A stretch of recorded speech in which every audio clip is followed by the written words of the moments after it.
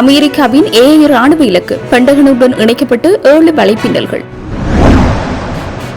Iran வெளியுறவு அமைச்சர் Abbas அராக்சியை பதவி நீக்கம் செய்ய உள்ளது. ட்ரம்ப் நிராகரிக்கப்பட்ட அமைதி திட்டம், யுரேனியம் செறிவூட்டலில் ஈரானின் பிடிவாதம்.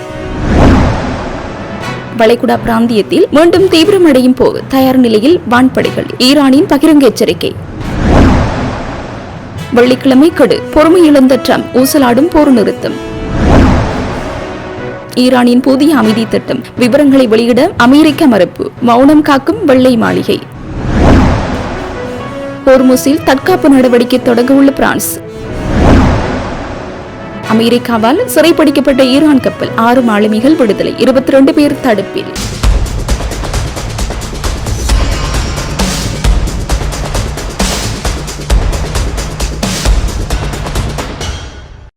அமெரிக்க பாதுகாப்பு தலைமையகமான பென்டகன் நாட்டின் உயர்மட்ட பாதுகாப்பு வலைப்பின்னல்களில் செயற்கை நுண்ணறிவு தொழில்நுட்பத்தை பயன்படுத்துவதற்காக உலகின் முன்னணி 7 நிறுவனங்களுடன் ஒப்பந்தம் செய்துள்ளதாக வெள்ளிக்கிழமை அறிவித்துள்ளது. இதன்படி SpaceX, open AI, Google, Nvidia, Reflection, Microsoft மற்றும் அமேசான் வெப் சர்வீஸ் ஆகிய நிறுவனங்கள் பென்டகனின் மிக ரகசியமான லெவல் 6 மற்றும் லெவல் 7 வலைப்பின்னல் தளங்களில் ஒருங்கிணைக்கப்பட உள்ளன. தரவுகளை துல்லியமாக தொகுக்கவும், போர்க்கால சூழல்களை தெளிவாக புரிந்து கொண்டு வீரர்கள் விரைவான முடிவுகளை எடுக்கவும் இந்த மேம்பட்ட AI தொழில்நுட்பங்கள் உதவும் என்று பென்டகன் தனது அறிக்கையில் தெரிவித்துள்ளது. குறிப்பாக அமெரிக்க ராணுவத்தை ஒரு AI முதல் படையாக மாற்றுவதே இந்த முயற்சியின் நோக்கம் என்று குறிப்பிடப்பட்டுள்ளது. இதேவேளை மற்றொரு முன்னணி AI நிறுவனமான என்த்ரோபிக் இந்த தொழில்நுட்பத்தை பயன்படுத்துவதற்கான பாதுகாப்பு விதிகள் தொடர்பான சர்ச்சையை கிளப்பியுள்ளது. இதன் காரணமாக கடந்த மாதம் பென்டகன் அந்நிறுவனத்தை சப்ளை செயின் அபாயமாக பட்டியலிடப்பட்டு அதன் சேவைகளை பயன்படுத்த தடை விதித்தது. இதற்கிடையில் கூகுள் நிறுவனம் பென்டகனுடன் செய்து கொண்டுள்ள ஒப்பந்தத்தின்படி அரசாங்கத்தின் எந்த ஒரு சட்டபூர்வமான நோக்கத்திற்காகவும் அதன் AI மாதிரிகளை பயன்படுத்த அனுமதி அளிக்கப்பட்டுள்ளது. இது எலான் மஸ்கின் எக்ஸ் AI மற்றும் ஓபன் AI நிறுவனங்கள் ஏற்கனவே மேற்கொண்டுள்ள ஒப்பந்தங்களுக்கு இணையாக அமைந்துள்ளது. இந்த தொழில்நுட்ப கூட்டணி எதிர்கால போர்க்காலங்களில் அமெரிக்காவின் மேலாதிக்கத்தை உறுதிப்படுத்தும் என்று எதிர்பார்க்கப்படுகிறது. குறிப்பாக சிக்கலான ராணுவ நடவடிக்கைகளின் போது இந்த AI கருவிகள் வழங்கும் தரவு பகுப்பாய்வு மனித தவறுகளை குறைக்கவும் போர் வியூகங்களை வலுப்படுத்தவும் உதவும் என்று பாதுகாப்பு வல்லுநர்கள் கருதுகின்றனர். அமெரிக்காவுடனான அமைதி பேச்சுவார்த்தைகளில் ஏற்பட்டுள்ள தேக்க நிலை ஈரானிய தலைமைகளுக்குள் பதற்றத்தை அதிகரித்துள்ளதாக சர்வதேச ஆய்வாளர்கள் சுட்டிக்காட்டியுள்ளனர். அந்நாட்டு ஜனாதிபதி மசூத் பெசஸ்கியன் மற்றும் நாடாளுமன்ற சபாநாயகர் முகமது பாகர் ஹலிபாப் ஆகியோர் வெளியுறவு அமைச்சர் அப்பாஸ் அராக்சியை பதவியிலிருந்து நீக்க கோருவதாக தெரிவிக்கப்பட்டுள்ளது. லண்டனை தளமாக கொண்டு இயங்கும் ஒரு பாரசீக மொழி செய்தி ஊடகம் ஒன்று வெளியிட்ட செய்தியில் இது தொடர்பில் குறிப்பிடப்பட்டுள்ளதாவது: அமெரிக்காவுடனான அணுசக்தி பேச்சுவார்த்தைகள் தொடர்பாக இஸ்லாமிய புரட்சிகர பாதுகாப்பு படையின் வழிகாட்டுதல்களை பின்பற்றுவதற்காக அராக்சி அந்நாட்டு ஜனாதிபதியின் அதிகாரத்தை புறக்கணித்ததாக அவ்விரு தலைவர்களும் குற்றம் சாட்டியுள்ளனர். கடந்த 2 வாரங்களாக அராக்சி தங்களை புறக்கணித்து விட்டதாகவும் அரசாங்க கொள்கைகளை செயல்படுத்துமாறும் பொறுப்புள்ள ஒரு அமைச்சராக செயல்படாமல் IRGC தளபதி அஹ்மத் வாஹிதியின் உதவியாளராகவே அதிகம் செயல்பட்டு வருவதாகவும் பெசஸ்கியனும் கலிபாவும் நம்புவதாக கருதப்படுகின்றது. மேலும் பெசஸ்கியனுக்கு தெரிவிக்காமல் IRGC தலைவரின் உத்தரவின் பேரில் அராக்சி செயல்பட்டு வருவதாக வட்டாரங்கள் தெரிவிக்கின்றன. இதனால் விரக்தி அடைந்த பெசஸ்கியன் இதை தொடர்ந்தால் அராக்சியை பதவியிலிருந்து நீக்கிவிடுவேன் என்று தனது பங்காளியிடம் கூறியதாக தெரிவிக்கப்படுகிறது. இவ்விவகாரம் குறித்து ஈரான் எந்த அதிகாரப்பூர்வ அறிக்கையும் வெளியிடவில்லை. மேலும் இந்த கூற்றுக்களுக்கு ஈரானிடமிருந்து பதில் எதுவும் கிடைக்கவில்லை. இஸ்லாமிய குடியரசின் நிர்வாகத்திற்குள் குறிப்பிடத்தக்க பிளவுகள் இருப்பதாக கூறும் முந்தைய அறிக்கையின் பின்னணியில் இந்த சமீபத்திய நிகழ்வுகள் வந்துள்ளன. பெசஸ்கியனுக்கும் வாஹிதுக்கும் இடையிலான கருத்து வேறுபாடுகள் குறித்து மார்ச் 28 அன்று முதலில் செய்தி வெளியாகியது. போரை கையாண்ட விதம் மற்றும் மக்களின் வாழ்வாதாரங்கள், நாட்டின் பொருளாதாரம் ஆகியவற்றில் அது ஏற்படுத்திய அழிவுகரமான விளைவுகளை இந்த சர்ச்சைக்கு காரணம் என இந்த செய்தியில் விவரிக்கப்பட்டிருந்தது. பலவீனமான போர் நிறுத்தத்தை ஒரு நிரந்தர ஏற்பாடாக மாற்றுவது தொடர்பாக அமெரிக்காவுக்கும் ஈரானுக்கும் இடையே ஏற்பட்டுள்ள பேச்சுவார்த்தை முட்டுக்கட்டைக்கு ஈரானிய தலைமைத்துவ நெருக்கடியும் ஒரு காரணமாக கருதப்படுகின்றது. மேலும் பேச்சுவார்த்தைக்காக இஸ்லாமாபாத் சென்ற ஈரானிய தூதுக்குழுவிற்கு ஒரு ஒப்பந்தத்தை மேற்கொள்வதற்கான முழு அதிகாரம் இல்லாததால் அமெரிக்கர்கள் விரக்தியடைந்துள்ளதாகவும் கூறப்பட்டுள்ளது. அமெரிக்கா ஈரான் இடையிலான அமைதி பேச்சுவார்த்தைகள் ஈரானின் ஏவுகணை திட்டம் மற்றும் அதன் ஆதரவு படைகளின் செயல்பாடுகள் போன்ற முக்கிய அச்சுறுத்தல்களை புறந்தள்ளுவதாக சுட்டிக்காட்டப்பட்டுள்ளது. மத்திய கிழக்கு விவகார நிபுணர் பிராஸ் மக்சாத் இதனை தெரிவித்துள்ளார். யுரேசிய குழுமத்தைச் சேர்ந்தவர் சர்வதேச ஊடகம் ஒன்றுக்கு வழங்கிய நேர்காணல் ஒன்றில் இதனை சுட்டிக்காட்டியுள்ளார். இதுகுறித்து மேலும் தெரிவித்தவர், ஈரானின் கண்டம் விட்டு கண்டம் பாயும் ஏவுகணைகளுக்கு கட்டுப்பாடு விதிப்பது குறித்தோ அல்லது பிராந்தியத்தில் அதன் ஆதரவு படைகளை முடிவுக்கு கொண்டு வருவது குறித்தோ இந்த பேச்சுவார்த்தைகளில் ஆலோசிக்கப்படவில்லை என்று சுட்டிக்காட்டியுள்ளார். யுரேனியம் செறிவூட்டல் மற்றும் அணுசக்தி திறன் குறித்த ஈரானின் பிடிவாதமான நிலைப்பாட்டை காரணம் காட்டி ஈரான் சமர்ப்பித்த சமீபத்திய அமைதி திட்டத்தை ஜனாதிபதி டொனால்ட் ட்ரம்ப் நிராகரித்துள்ளார். இந்த நிலையில் அணுசக்தி விவகாரங்களுக்கு மட்டுமே முன்னுரிமை அளிக்கப்படுவதால் வளைகுடா நாடுகளுக்கு அச்சுறுத்தலாக விளங்கும் ஈரானின் ஏவுகணை மற்றும் நிழல் போர் விவகாரங்கள் அந்தந்த நாடுகளை கையாள்வதற்காக விடப்பட போகின்றன என்று மக்சாத் குறிப்பிட்டுள்ளார். ஈரானின் புதிய திருத்தப்பட்ட திட்டம் விரைவில் சமர்ப்பிக்கப்படும் என எதிர்பார்க்கப்படும் வேளையில் இந்த பேச்சுவார்த்தையின் போக்கில் நிலவும் இடைவெளிகள் குறித்து அவர் கவலை வெளியிட்டுள்ளார். மத்திய கிழக்கில் ஈரான் ஆதரவுடன் செயற்படும் ஹூதி கிளர்ச்சியாளர்கள் போன்ற குழுக்கள் செங்கடல் சரக்கு கப்பல் மற்றும் சவுதி அரேபியா இஸ்ரேல் மீது ஏற்கனவே தாக்குதல்களை நடத்தியுள்ள பின்னணியில் இந்த கருத்துக்கள் முக்கியத்துவம் பெறுகின்றன. அணுசக்தி ஒப்பந்தம் ஒன்றில் மட்டுமே அமெரிக்க கவனம் செலுத்துவது பிராந்தியத்தில் ஈரானின் பிற ஆக்கிரமிப்பு நடவடிக்கைகளுக்கு மறைமுக அங்கீகாரத்தை அளித்துவிடுமோ என்ற அச்சம் வளைகுடா நாடுகள் மத்தியில் எழுந்துள்ளது. முழுமையான பிராந்திய அமைதிக்கு ஈரானின் அனைத்து ராணுவ முன்னெடுப்புகளும் கட்டுப்படுத்தப்பட வேண்டும் என்பதை ஆய்வாளர்களின் கருத்தாக உள்ளமை குறிப்பிடத்தக்கது.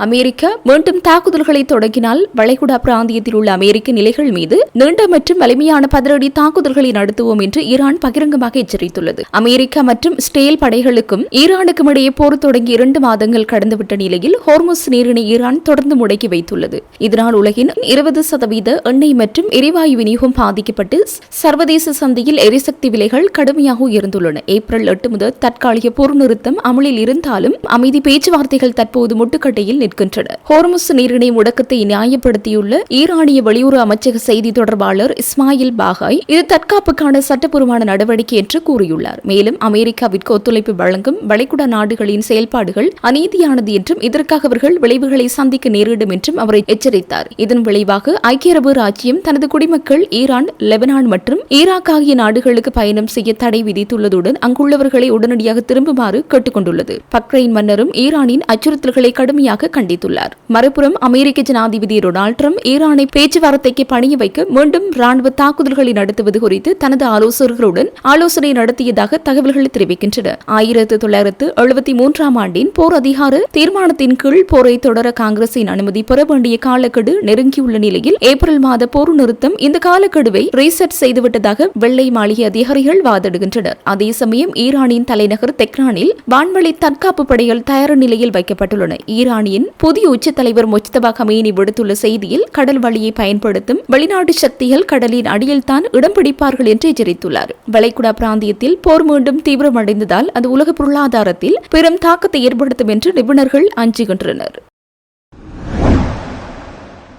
அமெரிக்கா மற்றும் ஈரானுக்கு இடையிலான போர் நிறுத்த பேச்சுவார்த்தைகள் ஒருபுறம் நடந்தாலும் வெள்ளிக்கிழமைக்குள் ஈரான் தனது புதிய அமைதி திட்டத்தை சமர்ப்பிக்க வேண்டும் என்ற கெடுவால் மீண்டும் போர் வெடிப்பதற்கான அபாயம் உலகை அச்சுறுத்தி வருகின்றது. ஈரானின் பதிலுக்காக காத்திருக்கும் அதிபர் ட்ரம்ப் தனது பொறுமை இழந்து ட்ரூத் சோசியல் தளத்தில் கையில் துப்பாக்கியுடன் இருக்கும் ஒரு புகைப்படத்தை பதிவிட்டுள்ளார். அதில் ஈரானிய தலைவர்களை எச்சரிக்கும் விதமாக இனி மிஸ்டர் நல்லவன் இல்லை என அப்பட்டமாக மிரட்டலை விடுத்துள்ளார். அணு ஆயுதங்கள் இல்லை என்று ஈரான் ஒப்புக்கொண்டால் மட்டுமே எந்த ஒரு ஒப்பந்தமும் சாத்தியம் என அவர் திட்டவட்டமாக கூறியுள்ளார். ட்ரம்பின் இந்த கோரிக்கை ஈரான் அப்பட்டமாக நிராகரித்துள்ளது. ஈரானின் புதிய உச்ச தலைவர் முஜ்தபா கமேனி தனது நாட்டின் அணுசக்தி மற்றும் ஏவுகணை திறன்களை எப்பாடுபட்டாவது பாதுகாப்போம் எனவும் அந்நியர்களுக்கு கடலடியில் மட்டுமே இடம் உண்டு எனவும் மாபெரும் அறிக்கை வெளியிட்டுள்ளார். ஈரானை மீண்டும் பேச்சுவார்த்தைக்கு கொண்டுவர நேரடி ராணுவ தாக்குதல்களை விட அதிகபட்ச பொருளாதார வழியை ஏற்படுத்துவதே ட்ரம்பின் தற்போதைய மாபெரும் வியூகமாக உள்ளது. இந்த மாதம் முற்றுகை தொடங்கியதிலிருந்து ஈரானிய துறைமுகங்களில் நுழைய அல்லது வெளியேற முயன்ற சுமார் 40 கப்பல்களை அமெரிக்கா அதிரடியாக தடுத்து நிறுத்தியுள்ளது. இந்த முற்றுகை ஒரு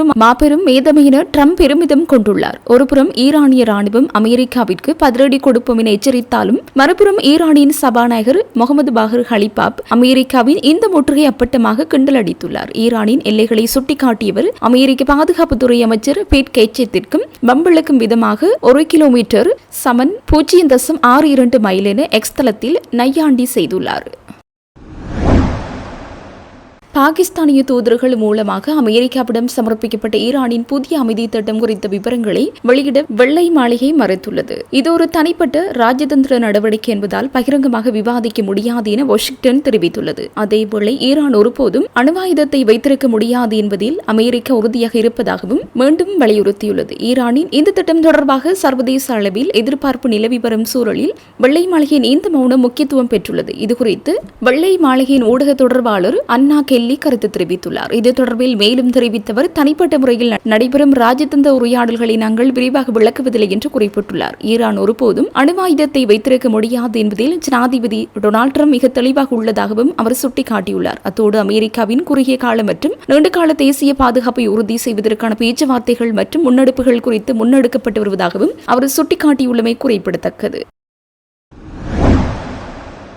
ஹோர்முஸ் நீரிணை தொடர்ந்து முடங்கியுள்ள நிலையில் அங்கு கப்பல் போக்குவரத்து சுதந்திரத்தை உறுதி செய்ய கடல்சார் சுதந்திர கட்டமைப்பு எனும் புதிய கூட்டணியை அமெரிக்கா அறிவித்துள்ளது. இந்த நீரிணை வழியாக பாதுகாப்பான போக்குவரத்தை உறுதி செய்ய ராஜதந்திர முயற்சிகளை ஒருங்கிணைத்தல், பொருளாதார தடைகளை ஒழுங்குபடுத்தல் மற்றும் தகவல்களை பகிர்தல் ஆகியவற்றை நோக்கமாக கொண்டு இந்த கூட்டணி உருவாக்கப்பட்டுள்ளது. அமெரிக்கா மற்றும் ஈரான் ஆகிய இரு நாடுகளும் பரஸ்பரம் கடல்வழி முற்றுகைகளை தொடர்ந்து வருவதால் உலகளவில் எரிபொருள் விலை விண்ணை தொட்டு வரும் நிலையில் இந்த நகர்வு மேற்கொள்ளப்பட்டுள்ளது. இந்த வார தொடக்கத்தில் உலகெங்கிலும் உள்ள அமெரிக்க தூதரகங்களுக்கு அனுப்பப்பட்டுள்ள அதிகாரப்பூர்வ செய்தி குறிப்பில் வரும் வெள்ளிக்கிழமைக்குள் இந்த கூட்டணியில் இணைவதற்கு நட்பு நாடுகளின் பங்களிப்பை கோருமாறு அறிவுறுத்தப்பட்டுள்ளது. எவ்வாறாயினும் ரஷ்யா, சீனா, பெலாரஸ் மற்றும் கியூபா உள்ளிட்ட நாடுகளுடன் இதுகுறித்து விவாதிக்க வேண்டாம் என்று தூதர்களுக்கு கடுமையான உத்தரவு பிறப்பிக்கப்பட்டுள்ளது. அமெரிக்க வெளியுறவுத்துறை மற்றும் பாதுகாப்புத்துறை ஆகியவை யுஎஸ்எஸ் சென்ட்ரல் கமாண்ட் மூலம் இந்த அமைப்பை வழிநடத்தியுள்ளதுடன் இதில் இணையும் நாடுகள் தங்களின் விருப்பத்திற்கேற்ப தகவல் பகிர்வு அல்லது கடற்படை பாதுகாப்பு போன்ற வழிகளில் பங்களிக்கலாம் என அறிவிக்கப்பட்டுள்ளது.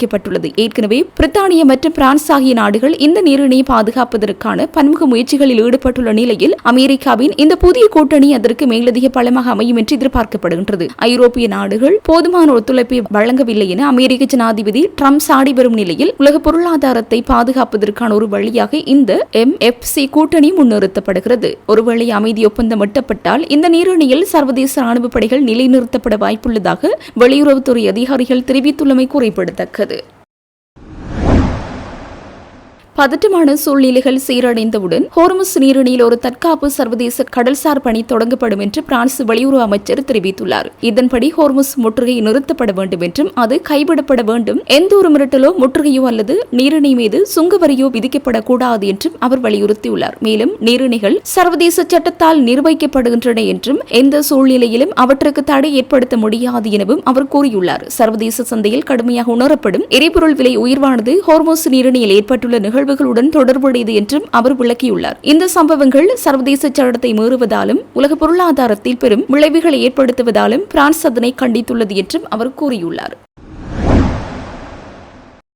அமெரிக்க கடற்படையினரால் ஓமன் வளைகுடாவில் சிறைப்பிடிக்கப்பட்ட ஈரானிய சரக்கு கப்பலில் இருந்து 6 மாலுமிகள் மீட்கப்பட்டு தாயகம் திரும்பியுள்ளதாக ஈரானின் தஸ்னீம் செய்தி நிறுவனம் தெரிவித்துள்ளது. கடந்த ஏப்ரல் 20 ஈரானின் கொடியுடன் பயணித்து தோஸ்கா என்ற கொள்கலன் கப்பலை அமெரிக்க மத்திய கட்டளை தலைமையகம் சிறைப்பிடித்தது. அமெரிக்கா விதித்துள்ள கடல்வழி முற்றுகை உத்தரவுகளை பின்பற்ற குறித்த கப்பல் மறுத்ததால் ஓமன் வளைகுடாவில் வைத்து அது கைப்பற்றப்பட்டதாக அமெரிக்கா தெரிவித்தது. இந்த கப்பலில் மொத்தம் 28 ஈரானிய மாலுமிகள் இருந்தனர். அவர்களில் 6 பேர் தற்போது விடுவிக்கப்பட்டுள்ள நிலையில் எஞ்சிய 22 பேரையும் விடுவிக்க ஈரானிய அதிகாரிகள் பேச்சுவார்த்தை நடத்தி வருகின்றனர். கடந்த பிப்ரவரி மாதம் 28 ஈரான் மீது அமெரிக்கா மற்றும் இஸ்ரேல் தாக்குதல்கள் ஆரம்பித்ததை தொடர்ந்து பிராந்தியத்தில் போர் மூண்டது. இதற்கு பதிலடியாக ஈரான் ஹோர்முஸ் நீரிணை மூடியதுடன் வளைகுடா நாடுகளில் உள்ள அமெரிக்க நட்பு நாடுகளின் மீது தாக்குதல்களை நடத்தியது. பாகிஸ்தானின் இடைத்தரகர் முயற்சியால் ஏப்ரல் மாதம் 8 போர் நிறுத்தம் அறிவிக்கப்பட்டு 11 இஸ்லாமாபாத்தில் பேச்சுவார்த்தை நடந்தது. எனினும் இரு நாடுகளுக்கும் இடையே ஒருமித்த கருத்து எட்டப்படவில்லை. ஈரானிடமிருந்து புதிய யோசனைகள் வரும் வரை பாகிஸ்தானின் வேண்டுகோளுக்கிணங்க போர் நிறுத்தம் நீட்டிக்கப்பட்டுள்ளதாக அமெரிக்க ஜனாதிபதி டொனால்ட் ட்ரம்ப் தெரிவித்துள்ளார். 13 முதல் ஹோர்முஸ் நீரிணை பகுதியில் ஈரானிய கப்பல்களுக்கு எதிராக அமெரிக்கா கடும் கடல்வழி முற்றுகையை அமல்படுத்தி வருகின்றமை குறிப்பிடத்தக்கது.